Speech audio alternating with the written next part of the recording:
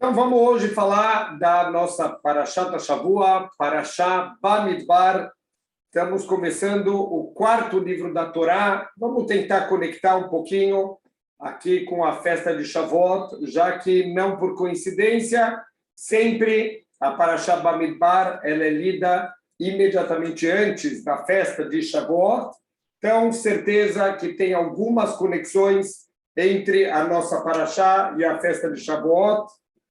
E lembrando, Bezrat Hashem, em Shavuot, a gente vai ter aulas aqui na Sharei Brasil, mais ou menos até meia-noite.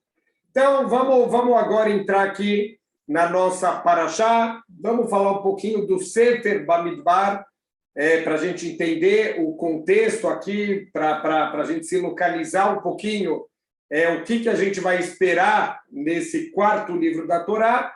A gente explicou um pouquinho que o Sefer Vaikra ele quebra a narrativa das histórias do povo judeu. O Sefer Shemot, ele falou um pouquinho da escravização do povo judeu. Tem o Sefer Bereshit, é o livro dos nossos patriarcas. O Sefer Shemot é o Sefer Galut Vegeulah, toda a escravização do povo judeu e a posterior redenção e a construção do Mishkan, já que a Parashá, o Sefer Shemot, ele fala sobre a construção do Mishkan, vem o Sefer Vaikra para falar sobre os serviços de Hashem, sobre os korbanot, sobre pureza e impureza espiritual, e agora a Torá ela vai voltar para as narrativas desde a saída do Egito. A gente já viu algumas coisas que aconteceram importantes no deserto, que é o nome desse livro. Esse livro se chama Bamidbar, no deserto, e justamente ele vai contar um pouquinho as narrativas do que aconteceu. Vamos só para situar o que está acontecendo, que época que está acontecendo. A nossa Parashá, ela começa no segundo ano que eles estavam no deserto. Assim está explicitamente que estava no segundo mês do segundo ano no deserto, quando começa a nossa Parashá. Já vamos ver com o que ela começa, que é um assunto extremamente importante, e depois disso a gente vai acabar fazendo um salto na história do povo judeu. A gente sabe que o povo judeu deveria ter saído do Monte Sinai, imediatamente deveriam ter ido lá para entrar na terra de Israel, para cumprir na prática o que a gente recebeu da Torá. Teve no meio do caminho o bezerro de ouro, recebemos as segundas tábuas, mais uma chance para o povo judeu, e de novo a gente vai ver aqui no Sefer Bamidbar o povo judeu desperdiçando a oportunidade de, com toda a santidade, poder entrar na terra de Israel. A gente vai ver aqui o Sefer Bamidbar, o erro dos meraglim, dos espiões, o choro do povo judeu. Eles deveriam entrar imediatamente, vão receber um decreto de ter que ficar 40 anos no deserto. Então a gente vai ver que o Sefer Bamidbar ele vai se dividir em duas partes. Até o Reta Meraglim, o erro dos espiões, e depois a Torá vai acabar dando um grande salto já para o final dos 40 anos. Por quê? Porque entre esse segundo ano e o último ano, aparentemente não aconteceu nada que a Torá ela achou importante registrar para a gente. Mesmo as viagens do povo judeu, elas se concentraram principalmente nesses 2 primeiros anos e no último ano que eles estavam no deserto. Então, esse período de 30 e poucos anos intermediários, a Torá, ela meio que, entre aspas, ela ignora, porque não tem nenhuma mensagem importante para as futuras gerações. A gente sabe que tudo que Deus escreveu na Torá é porque não é simplesmente uma narrativa histórica, é alguma informação, é algum ensinamento também para as futuras gerações. E se Deus não escreveu esses anos intermediários, é porque provavelmente não tem nada que era importante para as futuras gerações. Mas esse foi o período que a gente ficou. Então, muito do conteúdo aqui do Sefer Bamidbar são os principais acontecimentos, as principais lições do que o povo judeu passou nesses 40 anos no deserto. Então, vamos começar entendendo esse contexto desse novo livro da Torá, vamos começar a ver a nossa Parashá. A Parashá começa com as seguintes palavras: Vaidaber Hashem el Moshe bemidbar Sinai be'oel moed, e falou Deus para Moshe no deserto do Sinai. Isso, obviamente, a palavra Sinai. Já o nosso ouvido já vê que tem alguma coisa diferente. Sempre antes de Shavuot, lembrar da entrega da Torá no Har Sinai, o Monte Sinai. A gente está vendo aqui que existe o deserto do Sinai, é o lugar onde Deus escolheu para entregar a Torá. Se der tempo, no final, a gente vai voltar um pouquinho a esse conceito do deserto, que é fundamental para receber a Torá. Deus podia ter entregue a Torá aonde ele quisesse, por algum motivo ele está ressaltando aqui na nossa Parashá que a entrega da Torá foi no deserto do Sinai.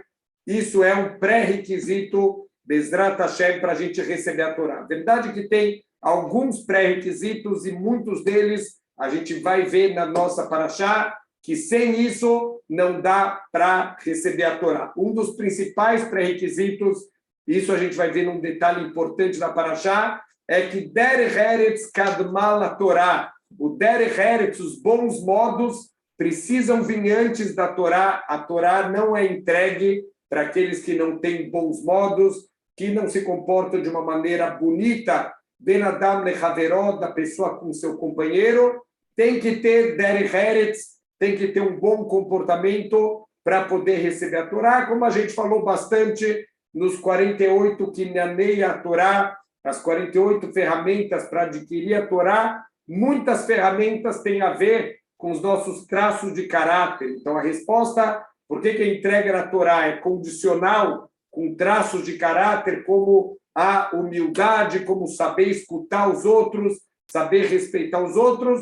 Deus não quer entregar o seu cli, o seu utensílio mais precioso para uma pessoa que não vai fazer um bom uso desse utensílio. Então, pessoas que não têm bons traços de caráter não vão receber a Torá. Então, Deus falou a partir do Ohel Moed. O Ohel Moed era aquela tenda dentro do Mishkan, onde ficavam os utensílios mais importantes, onde ficava a menorá, onde ficava aquela mesa de ouro com os lehem apanim, os pães, onde ficava o Mizbeach HaZahav, o altar de incenso, e mais especificamente da onde saía a voz de Hashem, saía do Kodesh HaKodashim, entre os Kruvim, entre aqueles anjos que ficavam em cima do nosso Aron HaKodesh. Não é à toa aonde fica guardada a Torá, de lá que saía a voz de Hashem. A conexão é óbvia.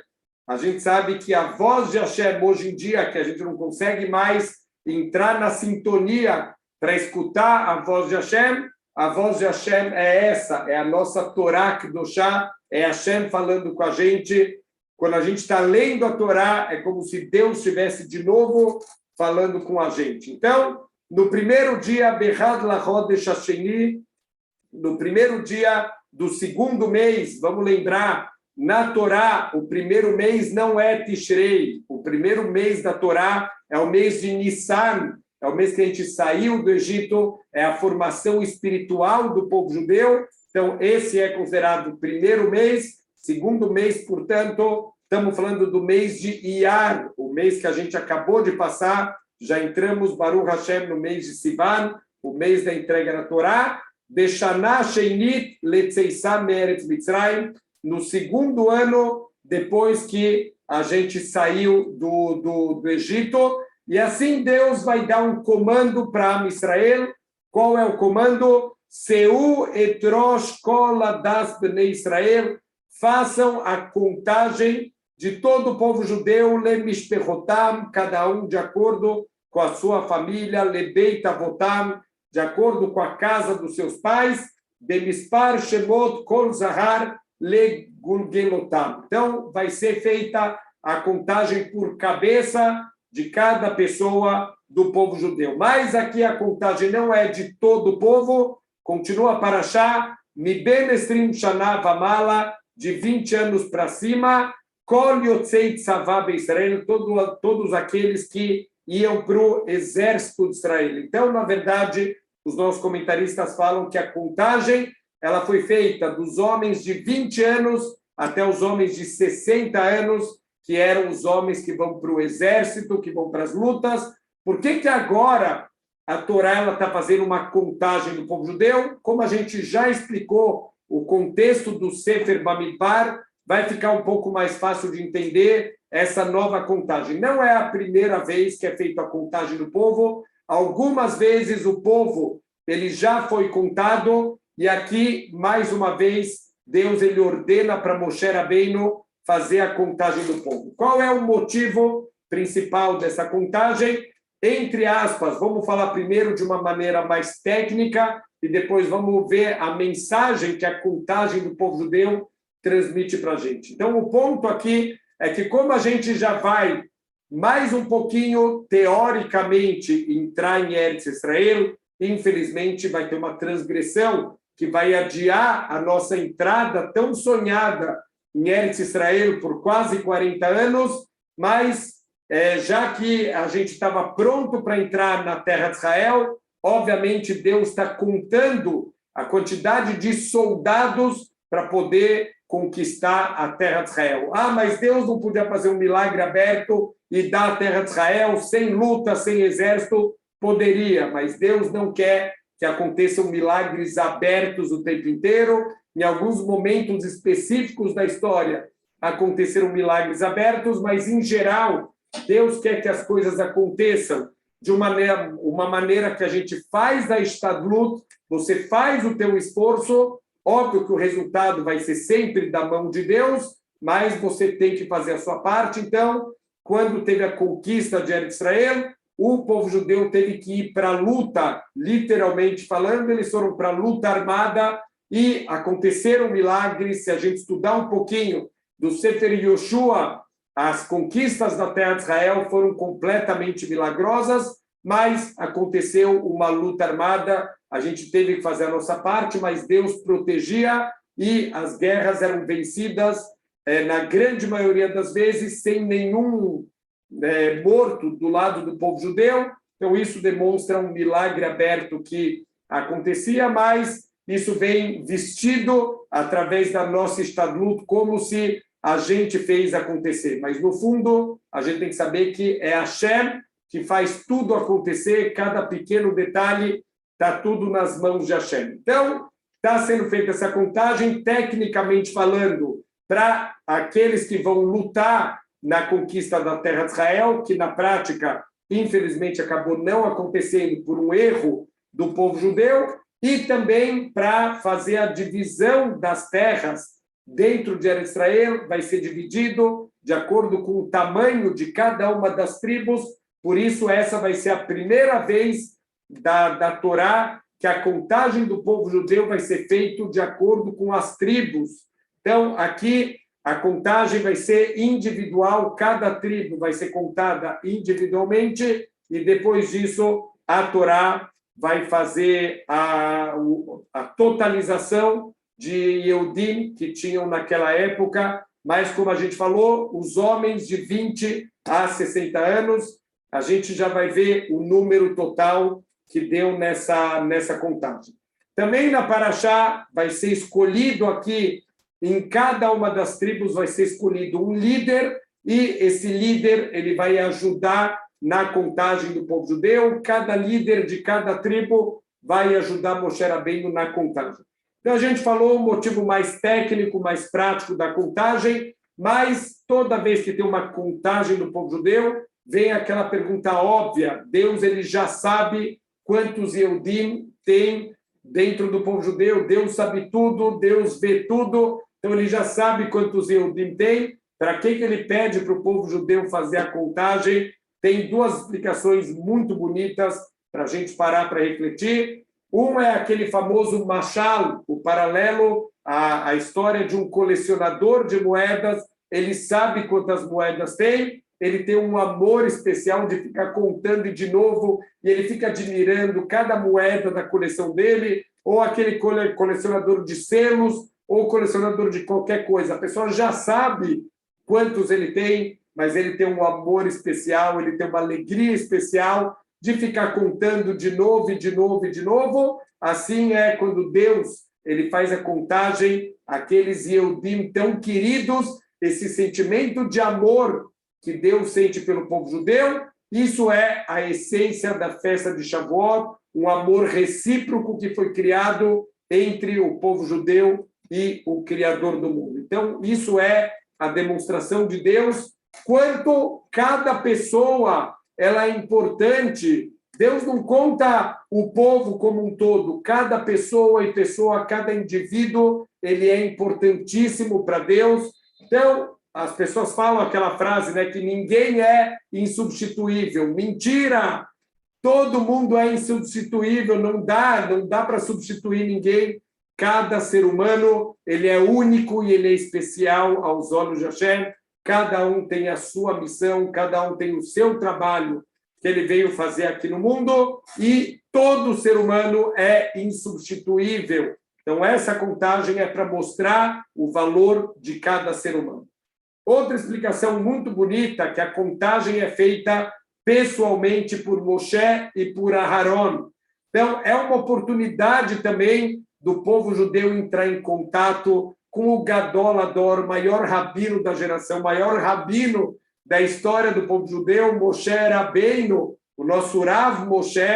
Então, obviamente, quem vai hoje em dia lá em Eretz Israel para falar com o Gadol Hador, para quem conhecia como era, para tentar falar com o Rav Steinman, Zeher Tzadik Livrahá, ou com o Rav Chaim Kanievski, Zeher Tzadik Livrahá, era uma multidão na porta, horas de fila, e nem todo mundo conseguia falar com eles. Com Moshe Rabbeinu, imagina as horas de fila para conseguir fazer uma pergunta para Moshe Rabbeinu, para falar com ele, para pedir uma brahá de Moshe Rabbeinu, era muito difícil. A contagem era uma oportunidade, como cada pessoa era contado pessoalmente por Moshe Rabbeinu, Moshe ele já aproveitava para ter um contato com aquela pessoa. Simplesmente você vê Moshe Rabbeinu com toda a santidade dele, aquela kedushá, aquele brilho no rosto dele, uau! Só esse contato de que seja alguns poucos segundos, pessoas passavam horas na fila para falar com o Rav Chaim Kanievski, para receber um brachá ve'atzlachá, que você tenha brachá e tenha sucesso na tua vida, e as pessoas saíam de lá iluminadas, saíam mais leves. Imagina um brachá ve'atzlachá de Moshe Rabbeinu. Então, já valia a pena só por esse contato, alguns poucos segundos de contato com Moshe Rabbeinu, essa influência, essa shpa'á que vinha sobre a pessoa, isso a pessoa já saía de lá quase flutuando. Então, a importância da gente ter contato com nossos grandes de Torá, que Bezrat Hashem, só de olhar o comportamento deles, a gente passou essa semana para as crianças da escola, alguns vídeos. Tem um vídeo impressionante do Rav Eliashiv Zeher Tzadik Livrahá, com 100 anos de idade, às 3 horas da manhã, alguém da família filmou ele, sem ele saber que estava sendo filmado, às 3 horas da manhã, um senhor de 100 anos, ele sentado na frente da Guemará, e o amor que ele está estudando, é impressionante ver o que são os Gedolei Israel, os grandes Rabanim de Am Israel. É inspirador a gente ver esse tipo de coisa. Então, é uma inspiração, é uma forma de inspirar o povo judeu, esse contato com Moshe Rabbeinu, com Aaron, e Bezrat Hashem, a gente tem que procurar esse tipo de contato também com os grandes Rabanim de Am Israel. Depois disso, a Torá ela vai começar a contagem. Como a gente explicou, cada tribo, então, é uma paraxá um pouco longa, porque justamente vai ser feito a contagem de cada uma das tribos, quantos homens de 20 a 60 anos que tem na tribo, e vai sendo passado o número. Então, a grande pergunta óbvia, tá bom, faz a contagem, entendi, Rabino Kola Kavod, já deu para entender o motivo da contagem, o motivo técnico, o motivo espiritual, mas para que me trazer esses números? Me traz, olha, no máximo o número total, mas por que dividir o número de cada tribo? Essa tribo tem tanto. Então, por exemplo, vamos trazer aqui alguns números. A tribo de Reuven tem 46.500 homens. A tribo de Shimon, 59.300. a tribo de Gad tem 45.650, e assim a Torá vai trazendo, a nossa paraxá vai trazendo cada uma das tribos, o número total que tem. Uma coisa que, obviamente, o Hafetz Haim, ele chama a nossa atenção, se Deus escreveu esses números, é para a gente prestar atenção, para a gente refletir. Nada que está escrito na Torá está escrito à toa. Se Deus fez questão de separar por tribos, é porque tem mensagens no número de cada tribo. Um exemplo aqui que chama atenção, tem uma tribo chamada tribo de Binyamin, que tem 35.400 homens. E uma outra tribo, logo depois, vem a Paraxá e fala, a tribo de Dan tinha 62.700 pessoas. Tá bom, o que esses números podem me ensinar? Olha que ensinamento incrível que está escondido aqui. Fala o Hafetz Haim, Binyamin, o filho do Yaakov Avinu, a gente sabe que as tribos são os filhos do Yaakov Avinu, cada um deles deu origem a uma das tribos de Israel. O Binyamin, Baruch Hashem, ele teve uma brachá especial, ele teve 10 filhos, e o Dan, que era o outro filho do Yaakov Avinu, ele só teve um filho, e esse filho de Dan, ele era surdo-mudo, Hushim ben Dan, o filho de Dan, Hushim, ele era surdo-mudo. Então, pelas leis da natureza, o que eu esperaria? Olha, uma tribo começou com 10 filhos.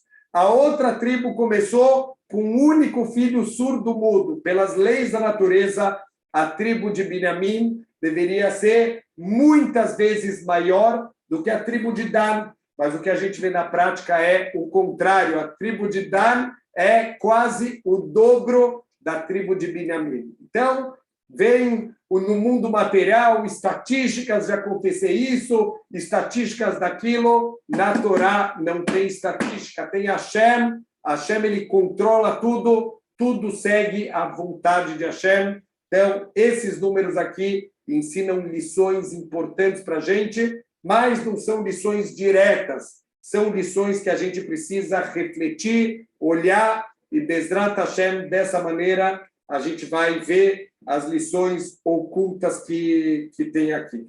Então, a conta total do povo judeu, sem a tribo de Levi, dá um número de 635 mil pessoas que estão aqui na contagem do povo judeu. Então, esse número, de novo, é o número de homens que receberam a Torá, que saíram lá do Egito. Se a gente multiplicar pelos outros homens abaixo de 20 anos e acima de 60 anos, pelas mulheres e também maiores e menores, se a gente fizer a conta, mais ou menos a população do povo judeu no deserto era uma população de 3 milhões de pessoas. No deserto, o que a gente aprende? O deserto é um lugar inóspito, é um lugar sem água, um lugar sem comida, um lugar com muitos perigos. É impossível manter um povo de 4 milhões, 3 a 4 milhões de pessoas num lugar tão ruim, num lugar com tantos perigos, com tanta escassez. Esses 40 anos no deserto foram dentro do deserto, não foi na beira das cidades, onde dá para comprar comida. É um dos motivos, quando a Torá ela vai descrever a cidade, os pontos de parada dos acampamentos do povo judeu, os nossos sábios explicam que é para mostrar para a gente que era no meio do nada, não tem nada, não tem cidades em volta, não tem um supermercado para fazer as compras, é no meio do Midbar. E mesmo assim, durante 40 anos, Deus sustentou todo o povo judeu. Se Moshe Rabbeinu fosse fazer uma estatística, quando ele saiu do Egito com 4 milhões, 3, 4 milhões de pessoas, o que eu vou precisar de comida, o que eu vou precisar de bebida, o que eu vou precisar de lenha para levar para o deserto? Eu escutei uma vez que o exército dos Estados Unidos fez a conta, sairia um trem de não sei quantos quilômetros para cada dia do povo judeu no deserto. Moshe Rabbeinu deveria falar: olha, Deus, vamos deixar essa viagem para uma outra oportunidade, esquece, a logística é impossível, Hashem, não dá para sair com esse povo no meio do deserto. Hashem falou, vem comigo, pode deixar, eu estou garantindo o sustento de vocês. Assim foi por 40 anos. Da mesma maneira que por 40 anos Deus sustentou o povo judeu no meio do deserto, assim também Hashem sustenta a gente, tem que confiar em Hashem. Vai vir o man, vai cair na casa de cada um, o sustento que cada um precisa. Bezrat Hashem, tem que rezar para Hashem, tem que confiar em Hashem, e ele vai mandar, com certeza, todo o sustento que a gente precisa. Então, aqui teve a contagem do povo judeu, mas algo que chama atenção aqui na contagem do povo judeu é que não aparece a tribo de Levi. Os Leviim não foram contados. Se a gente olhar, aqui não apareceu a tribo de Levi. Então, a própria Torá, ela vem explicitamente falar para a gente, no momento da contagem, contem todas as tribos de Israel, mas não contem a tribo de Levi junto com o resto do povo. Por quê? O Rashi traz aqui dois motivos para a gente. Um motivo é que a tribo de Levi é a legião especial de Hashem, é a parte do povo mais querida de Hashem, e eles não são queridos pelos olhos azuis que eles tinham. Por que eles eram tão queridos por Hashem? Eles demonstraram, quando teve o pecado do bezerro de ouro, eles demonstraram um amor incondicional por Deus. Quando Moshe Rabbeinu gritou, Mila Hashem Elai, depois do bezerro de ouro, ele gritou, quem está com Deus se levanta e vem comigo. A tribo de Levi se levantou, enquanto o resto do povo judeu ficou lá sentado, a tribo de Levi se levantou para cumprir a vontade de Hashem. Então, a partir daquele momento, eles ganharam um status especial, e isso foi para toda a história do povo judeu. Essa grandeza espiritual da tribo de Levi, isso foi para sempre. Então, aqui, Deus está falando, não quero que mistura, essa é a minha legião especial, eu quero dar um kavod, eu quero dar uma honra especial. A contagem da tribo de Levi, ela vai ser separada. Ela vai aparecer aqui na nossa paraxá, mas vai ser separado aqui do que a gente, dessa contagem que foi feito do resto do povo.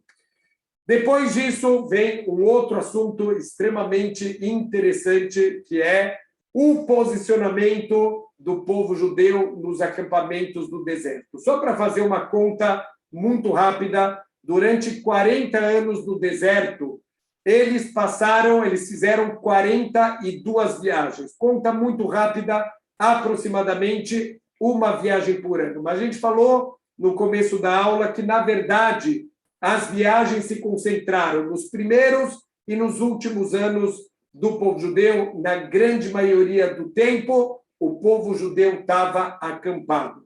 Olha o que a Torá está ensinando para a gente, mostrar rapidamente aqui um esquema que eu fiz. Esse é o acampamento do povo judeu. A gente está vendo que em cada uma das direções a gente tem 3 tribos, quer dizer, 4 direções, vezes 3, totaliza as 12 tribos do povo judeu. Então, eles vão ter bandeiras. Depois, Bezrat Hashem, a gente vai tentar explicar o que é esse conceito das bandeiras. Cada tribo tem a sua bandeira. Quando a gente fala bandeira, a gente pensa em jogo de futebol, em torcida esportiva, Deus nos livre. A inspiração das bandeiras foram os anjos. Quando o povo judeu estava no Har Sinai, eles tiveram uma visão dos anjos celestiais, e cada grupo de anjo, eles tinham uma bandeira. O que simboliza essa bandeira? A missão desse grupo de anjos, a união deles, o respeito. Cada anjo pede permissão para o outro. Assim a gente fala na Tfilá, que um dá kavod, um dá honra para o outro, e pedem reshut, pedem permissão uns dos outros. E Baruch Hashem, o povo judeu teve inveja, uma inveja positiva, que a gente chama de Kinat Sofrim, e eles pediram para Deus, a gente também quer bandeiras, Hashem, para demonstrar a nossa união, o nosso foco, a gente saber o que a gente veio fazer aqui no mundo. Então, cada uma das tribos tem a sua bandeira, e eles acampavam numa bandeira de uma das tribos que representava esse grupo de 3 tribos. Por exemplo, tem a bandeira de Yehudá, que é composto por Yehudá, Issachar e Zvulun. Tem a bandeira de Reuven, que é composto por Reuven, Shimon e Gad. Tem a bandeira de Efraim, que é composto de Efraim, Menashe e Binyamin. E temos a bandeira de Dan, que é composto por Dan, Asher e Naftoli. Essas são as 12 tribos do povo judeu, nas suas bandeiras, na sua organização. Então, essa parte externa, aonde estão as tribos acampadas, isso era a Mahané Israel, o acampamento, desculpe a expressão, mais do povão, aqui que ficava a grande maioria do povo. Nessa parte mais central, a gente tem aqui a tribo de Levi. Então, a tribo de Levi, eles eram divididos em 3 famílias, dos 3 filhos de Levi. Então, a gente tem o Merari, o Keat e o Gershon, são as 3 famílias da tribo de Levi, e aqui a gente tinha as tendas de Moshe e de Aron separadas do resto dos Leviim. O Aron, a gente sabe que é o Cohen Gadol, Aron e os seus 2 filhos, Elazar e Itamar, eles são os Coanim do povo judeu. Então, o Aron e a família ficavam aqui, junto de Moshe Rabbeinu, e o resto ficava aqui em volta. Essa parte do acampamento é a Mahané Leviá. Então, já é um acampamento num nível de santidade maior, e no centro aqui do povo judeu ficava o Mishkan, que era Mahané Ashriná, o acampamento da presença de Deus, que era o lugar, sem sombra de dúvidas nenhuma, o lugar mais kadosh. Olha que interessante, fala o Hafetz Haim, que aqui no centro do povo judeu estava o Mishkan, estava a Torá, é um ensinamento, de novo, conectando com Shavuot, esse é o ensinamento, que o centro do povo judeu tem que ser a Torá. Se o centro do povo judeu é qualquer outra coisa, infelizmente, hoje em dia, os judeus acabam se identificando com a culinária judaica, com os costumes judaicos, e o clube judaico e a dança judaica. Nada disso representa o povo judeu. O povo judeu, o centro do povo judeu, sempre foi e sempre vai ser a nossa Torá. Então, no centro da nossa vida, no centro da vida judaica, tem que ter a Torá. Infelizmente, hoje em dia, muita gente acha que o mais importante é a escola ser a escola de judeus. Não adianta, se não tiver Torá, isso não tem futuro, isso acaba não conseguindo se perpetuar para as futuras gerações. É só a gente ver em toda a história, todos os movimentos reformistas que tentaram tirar a Torá do centro do povo judeu, esses reformistas acabaram se afastando e acabaram se assimilando e deixando de seguir o judaísmo. Se a Torá não é o nosso centro, isso não tem futuro. Então, isso a gente aprende daqui. E olha que o Hafetz Haim chama atenção, está escrito no comecinho do Sefer Bereshit, na Parashá Bereshit, quando Deus está descrevendo o Gan Eden, no paraíso, o que estava no centro do paraíso? Está escrito que bem no centro do Gan Eden estava Etz Haim, a árvore da vida. Então, existe um passuco que fala Etz Haim Hi Lamahazikim Bo, a Torá é a nossa árvore da vida para aqueles que se conectarem com ela, que seguirem os ensinamentos da Torá. A Torá vai ser a árvore da vida, não só a vida nesse mundo, a vida eterna, o oxigênio da vida do povo judeu, sempre foi e sempre vai ser a nossa Torá Kedoshá. Mas o acampamento do povo judeu chama muito atenção, porque quando Deus transmitiu para Moshe a ordem do acampamento do povo, Moshe teve medo, falou, Hashem, já vi que vai dar confusão. Eu estou com medo agora de transmitir isso para o povo judeu, porque é certeza que vai dar briga. 2 judeus, 3 opiniões sempre. A tribo de Reuven vai querer estar no sul, e a tribo de Yehudá vai querer estar no norte, e a tribo de Asher vai querer estar no leste. Ninguém vai aceitar, vai ter briga, vai ter discussão. Hashem, eu já estou vendo que vai ter dor de cabeça. Então, Moshe teve medo de transmitir para o povo judeu a posição de cada uma das tribos. Hashem tranquilizou Moshe Rabbeinu e falou, Moshe, fica tranquilo, eu te garanto que não vai ter briga. Sabe por que não vai ter briga? Essa posição das tribos do povo judeu, como eles vão acampar no deserto, é exatamente a mesma posição que os filhos de Yaakov, eles carregaram o seu caixão desde o Egito até Eretz Israel. Essa posição aqui do mapa é como se aqui no centro fosse o caixão de Yaakov Avino e a posição de cada uma das tribos era a posição de cada um dos filhos de Yaakov. Então, Reuven foi exatamente na posição onde vai acampar agora a tribo de Reuven. Shimon, Gad, Efraim, Menashe, e assim com todos os filhos de Yaakov Avino, cada um foi levando o caixão do Yaakov até a terra de Israel para enterrar ele lá na Mearat Machpelah, como a gente viu, Baruch Hashem, que foi o pedido de um dos últimos pedidos de Yaakov Avino para Yosef, que ele não fosse enterrado na terra do Egito, e sim fosse levado para ser enterrado na Mearat Machpelah. Então, o Rav Soher Frand Shlita, ele pergunta, peraí, mas qual a conexão das duas coisas? Como que quando Deus falou isso, está escrito no Midrash, que aí Moshe se acalmou. Então, se é assim, Baruch Hashem, agora eu estou tranquilo. O que tem a ver uma coisa com outra, o acampamento aqui, com o caixão do Yaakov Avino?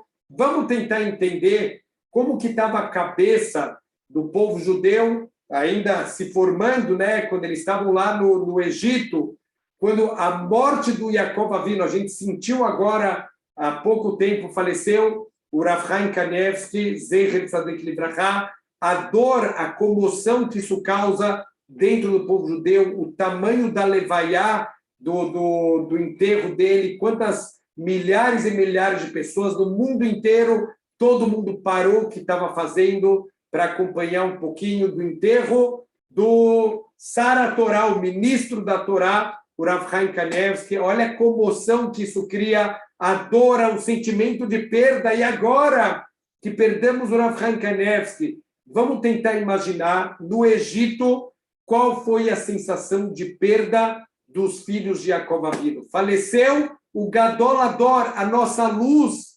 faleceu o nosso caminho para a Torá. E agora, o que vai ser da gente? Eles estavam numa situação agora de quase desespero, muito difícil, e a gente sabe que quando o ser humano está sob pressão, o ser humano, quando ele está com um peso muito grande nas costas, a tendência é ele perder o seu autocontrole e Deus nos livre ele se comportar que nem um animal. Olha o que Hashem estava falando para Moshe Rabbeinu. Moshe, não se preocupa, essa posição das tribos, isso está no DNA espiritual deles. Sabe por quê? Aqueles que deram origem a cada uma das tribos, mesmo quando eles estavam numa situação de estresse e de pressão, de dificuldade e de sentimento de perda, eles se comportaram como Bnei Adam, como seres humanos, como mensch. Eles foram lá levar o Yaakov e ninguém brigou. Não, eu quero ser aqui, eu que vou na frente, que nem criancinhas brigando. Tem gente que é assim o resto da vida, não é só criança no carro que briga quem vai na frente, quem vai na janela. A gente dá risada. Tem muito adulto que se comporta que nem criança, quando quer muito alguma coisa, não pensa em passar em cima dos outros e machucar e se comportar que nem um animal. Não é isso que é o povo judeu. Deus está falando, Moshe, fica tranquilo, está no DNA das tribos, cada tribo recebeu derech eretz, um bom comportamento, como a gente começou falando. Esse é um dos pré-requisitos para a gente poder receber a Torá, derech eretz kadmana la Torá. Os bons modos devem vir até mesmo antes da gente receber a nossa Torá. Então, Moshe foi tranquilizado, já está no DNA, que mesmo agora, também no deserto, não é uma situação fácil. Para a gente lê aqui na Torá, parece moleza, levanta do Egito, vai para o meio do deserto, confia em Deus. Será que foi tão fácil assim?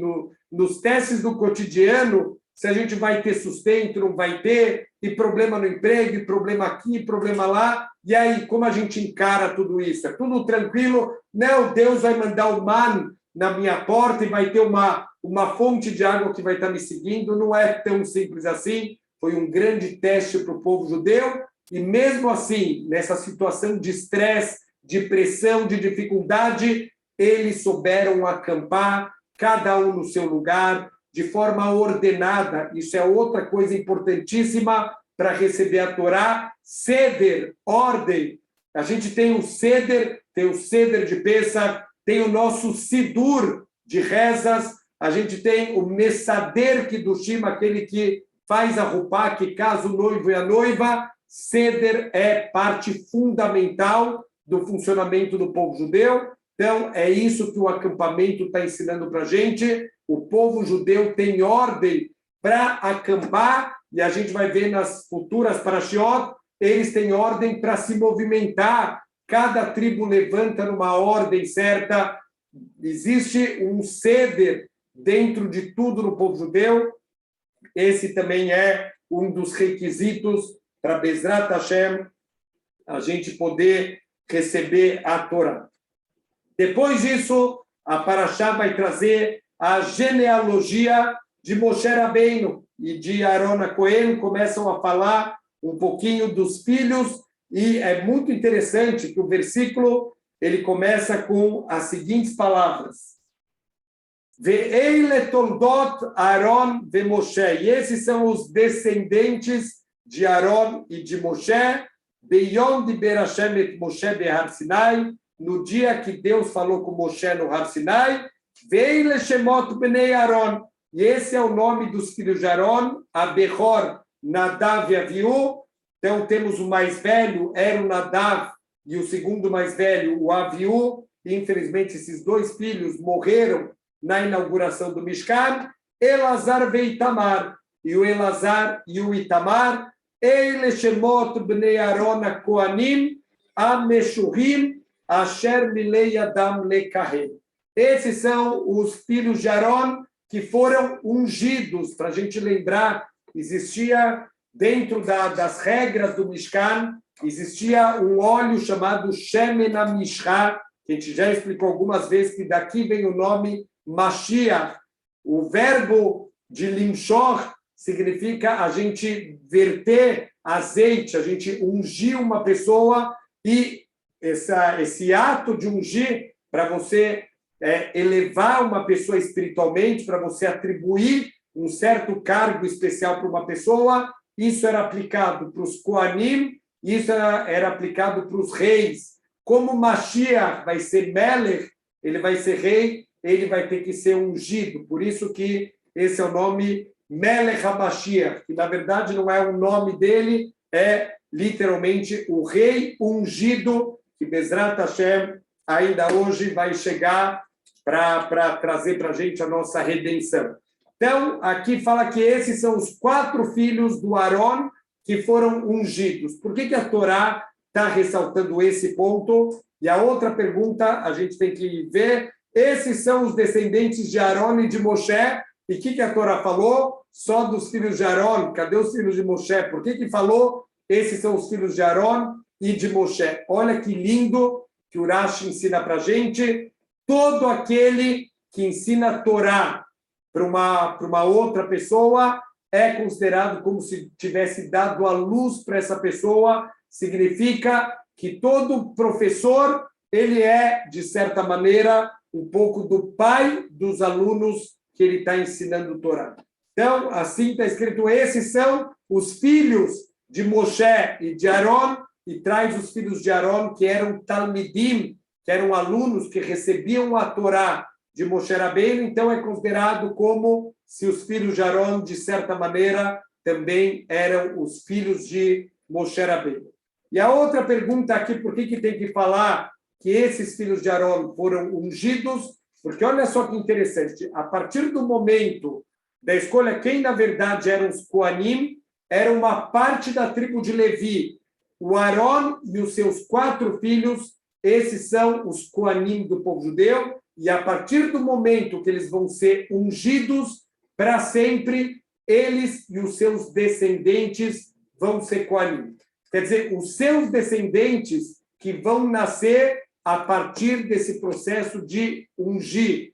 Todos os filhos do Elazar e do Itamar, que já tinham nascido, Nadav e Aviú, a gente sabe que eles não tinham se casado e não tinham filhos, mas o Elazar e o Itamar, eles já tinham filhos nesse momento que eles foram escolhidos como os Koanim. Um exemplo clássico de quem era um filho que já tinha nascido, Pinhas, que vai aparecer lá para frente na Torá. O Pinhas não era Cohen. Peraí, como ele não era Cohen? Ele não é neto do Aron, ele não é filho do filho de Aron. Por que ele não era Cohen? Porque no momento que o pai dele foi ungido como Cohen, o Pinhas já tinha nascido. Então, Pinhas não era Cohen, porque agora só os filhos que nascerem daqui para frente, e o Pinhas já tinha nascido, mas isso é uma outra história, que o Pinhas, ele vai receber a Keuná, ele vai virar o Cohen por um mérito muito grande de uma atitude dele não ficar parado quando o nome de Deus está sendo denegrido no mundo. Depois disso, fala sobre o Mishkan, como a gente explicou, durante as viagens, e sempre o Mishkan viaja no centro. O Mishkan tem que ser o centro do povo judeu. Algumas tribos vão na frente, no meio viaja o Mishkan. Como que o Mishkan ele viajava? A gente sabe que o Mishkan ele é construído de uma maneira que ele pode ser desmontado e remontado num novo lugar, e as famílias da tribo de Levi, eles vão ser os responsáveis pelo transporte do Mishkan. Então, ele era completamente desmontado quando Deus queria fazer uma viagem do povo, e ele era remontado quando eles chegavam no próximo lugar de parada. Depois disso, a Parashá começa a falar um pouquinho do status da tribo de Levi, o quanto a tribo de Levi é especial aos olhos de Hashem, como eles receberam aqui essa recompensa por não terem entrado no bezerro de ouro, e a Parashá vai trazer aqui uma substituição que, infelizmente, teve que acontecer.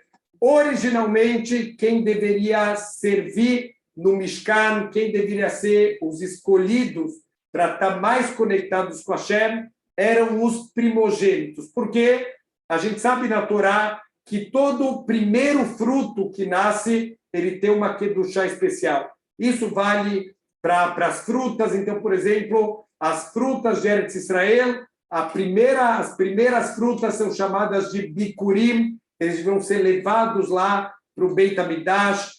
Também os animais, os primeiros animais que nascem, o primogênito dos animais, tem uma santidade especial, eles eram levados como korbanot lá para o Beit HaMikdash. A primeira tosquia de lã, ela tem uma santidade especial. Então, o primeiro de todos os frutos tem uma kedushá especial. Isso também vale, obviamente, para os seres humanos. O primogênito, ele tem uma santidade especial.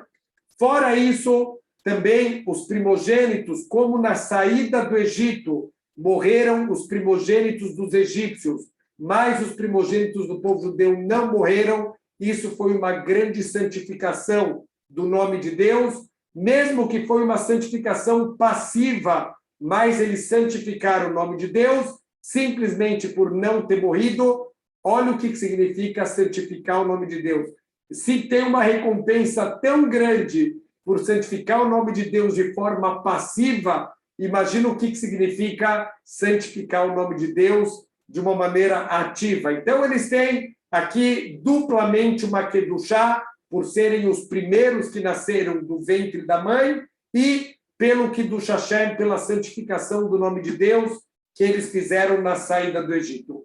Mas, infelizmente, tinha uma pedra no caminho tinha uma pedra, os primogênitos tropeçaram no Reta Egel, no bezerro de ouro, enquanto a tribo de Levi, apesar de toda a influência, ele falou assim, mas moleza, a tribo de Levi viu que estava errado e não participou. Vocês imaginam qual foi o tamanho do teste da tribo de Levi, de ver todo o povo judeu, todo mundo lá fazendo as idolatrias do bezerro de ouro, oferecendo korbanot para o bezerro de ouro, todo mundo cantando, dançando, e a tribo de Levi não se contaminar, não se contagiar com aquela alegria da idolatria que eles estavam fazendo. Não foi um teste fácil, ao contrário, foi um teste dificílimo, mas a tribo de Levi conseguiu passar o teste. Então, a nossa paraxá vai trazer para a gente a substituição, a santidade dos primogênitos vai passar agora para a tribo de Levi, e os Leviim, eles vão ser daqui para frente os responsáveis por todos os serviços espirituais do povo judeu. Então, a gente pensar os dois lados. Olha a perda eterna que os primogênitos tiveram pelo tropeço deles, por não terem passado no teste, e olha o ganho eterno que a tribo de Levi teve de conseguir passar no teste. Olha que incrível.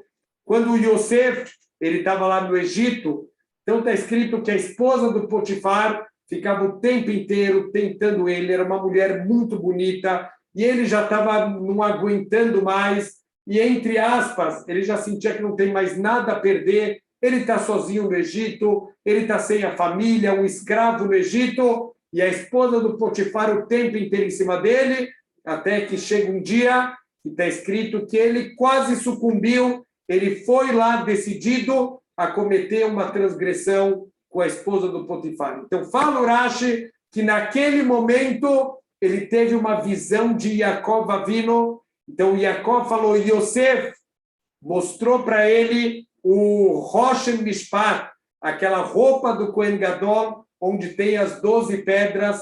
Falou, Yosef, está vendo essa pedra aqui com o nome Yosef? Se você transgredir, você vai perder o teu nome na pedra.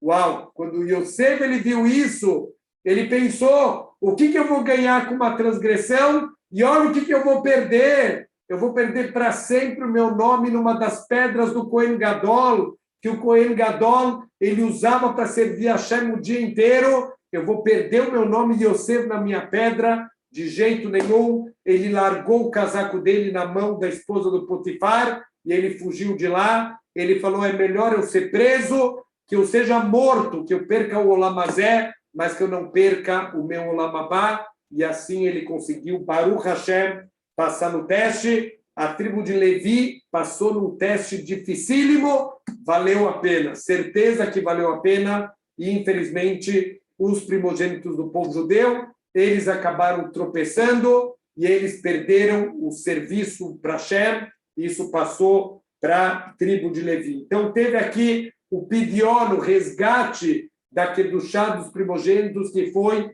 passado para a tribo de Levi. Mesmo assim, os primogênitos eles têm tanta Kedushá que até hoje em dia a gente tem que fazer uma cerimônia chamada Pidion Ben para resgatar essa santidade do primogênito, mesmo depois desse erro do Reta Egel. Então, só para a gente entender o potencial de santidade que os primogênitos eles tinham antes do Reta Egel. E, finalmente, a Paraxá ela vai falar para a gente sobre a tribo de Levi, vai ter a contagem da tribo de Levi, de acordo com cada uma das famílias, família de Gershon, família de Keat e família de Merari, e, finalmente, vai começar, a verdade é que vai parar no meio e vai continuar na Paraxá da semana que vem, falar sobre o serviço que cada uma das famílias dos Leviim fazia. Porque a gente explicou que o Mishkan, o templo móvel, ele era sempre montado e desmontado e ele tem que ser transportado. Então, cada uma das famílias vai ser responsável por uma parte de transportar uma parte do Mishkan. Então, o finalzinho da nossa Paraxá, ele vai começar a falar sobre a família de Keat. Família de Keat, eles vão carregar os utensílios do Mishkan, talvez era a parte mais sagrada que são os utensílios mais sagrados dentro do Mishkan, isso vai ser transportado pela família de Kehat, e eles vão toda vez que tem uma viagem, eles vão fazer a desmontagem do Mishkan, o transporte, e quando eles chegarem no novo lugar de acampamento, eles vão remontar o nosso Mishkan. Então, só para a gente fechar aqui, Bezrat Hashem, que estamos chegando em Shavuot, o amor do povo judeu pela Torá, não pode esquecer, a Torá, ela anda no centro do povo judeu. Vamos pensar nessa última lição aqui, impressionante, que o nosso Pirkei Avot ensina. Lembra o que você perde com uma transgressão e o que você ganha, um prazer momentâneo, e você perde um prazer eterno. Lembra o que você perde com uma mitzvah e o que você ganha. O que você perde com uma mitzvah? Tem que gastar para cumprir uma mitzvah. Olha o que você vai ganhar, uma recompensa eterna.